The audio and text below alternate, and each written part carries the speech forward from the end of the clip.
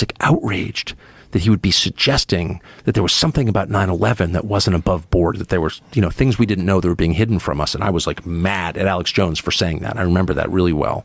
How dare you? This has been an important time in the United States of America. It is sadly, the anniversary of 9/11. And whilst I, as a young, let's face it, drug-addicted man, may have rather glibly made light of those tragic events, I'm older now and can see that appropriate behaviour is required.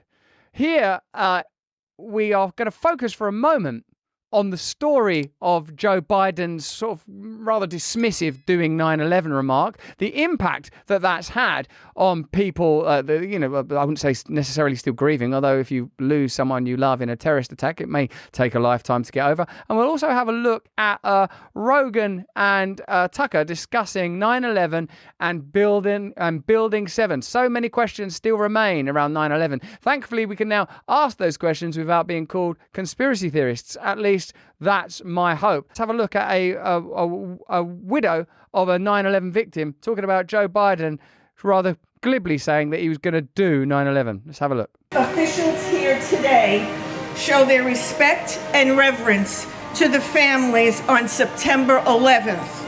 Or, in our president's words, do 9/11. I'm going up to my granddaughter's birthday in New York. Then we're going to watch the debate. And then tomorrow I'm doing 9/11. Quite a flippant remark. You might regard it as flippant and perhaps even something not worthy of scrutiny, but it's a little indicator and insight into the off-the-cuff way in which these matters are regarded. Deracinated ceremonies without actual meaning. It's not a moment of reverence. It's not a moment of mourning and grief and sadness. It's just a thing that we do. It's just a synecdoche of patriotism that I participate in momentarily.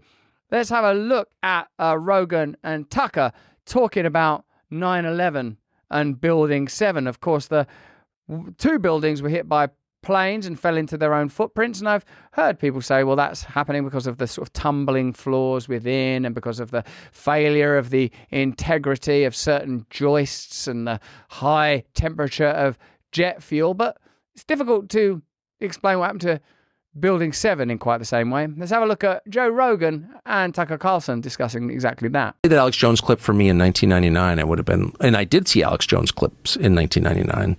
And then in later years where he was talking about Building 7, and I was very offended.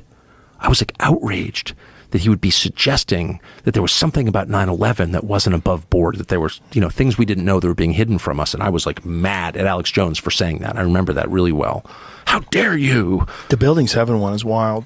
Well, it is wild. It is wild. I mean, I have all I know is 21, I don't even know what year it is. 23 years? Could it really be 23 years after 9/11? 23 years later.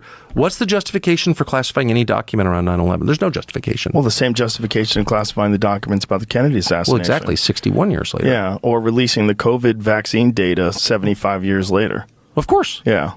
Well, the real problem with Tower 7 is they go, well, okay, if it was a controlled demolition, how was that engineered? Did they just decide to do that before September 11th? And you know how long it would take to rig a building like that? Right. Or was it built into the building? And how would they know it would even work? And how would they do something like that? And how would there not be a record of it being built into the building? Like for someone to engineer and where's the sound collapse of a signature tower on the tape? There would be a sound of the explosions. Yeah, going bang, on, bang, bang, bang, bang. which is a fair question. Yeah, so a lot of fair questions. And has there ever been a building that experienced a tremendous amount of damage because two enormous skyscrapers fell right next to it, damaged it, and then massive fires started, and then there's diesel generators that are in the basement, so they have all this fuel, so they have this incredible inferno in the basement that weakens the structure. And is that why it collapsed? Maybe. Totally possible. Yeah. A lot of building engineers disagree with that, as you know. Yeah. And they don't think that could have happened in the way you just described. I'm agnostic on it. What I know, because I don't know the answer, and I have no way of knowing, all I know is that there's no justification for keeping those documents secret that I can think of.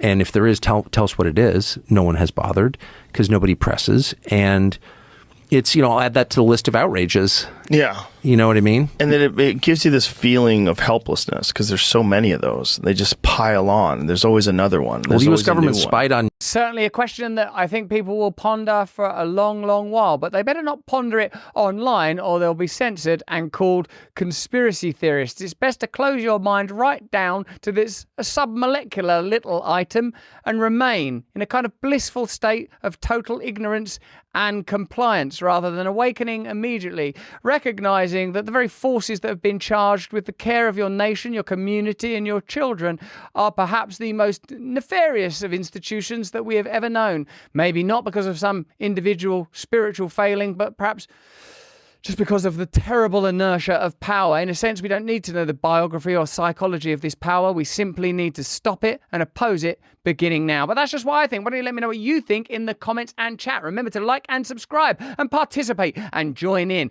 We can't continue to bring you this awakening and hopefully enjoyable content without the support of our partners. That's why I've got to ask you, and I'm glad to ask you, are you struggling with back taxes or unfiled returns? The IRS is escalating collections, adding, get this, 20,000 new agents and sending over 5 million collection letters to kick off 2024 to spend on things that you probably don't agree with, like wars and measures and a total lack of infrastructure. In these challenging times, your best defense is Tax Network USA. Don't let the IRS take advantage of you. With over 14 years of experience, Tax Network USA have saved their clients over $1 billion in back taxes. No matter the size of your tax issue, their expertise is your advantage. They specialize in negotiating with the IRS, aiming to significantly reduce your debt. Tax Network USA doesn't just negotiate, they also protect your assets from IRS seizures and manage your yearly returns for ongoing compliance. Importantly, they are licensed to help you with all state tax issues, regardless of where you live in the United States. The clock is ticking. Don't wait as the IRS steps up its game. Seize control of your financial future now. Contact Tax Network USA for immediate relief and expert guidance. Visit taxnetworkusa.com/brand. Don't let tax issues overpower you. Turn to Tax Network USA and find your path to financial peace of mind.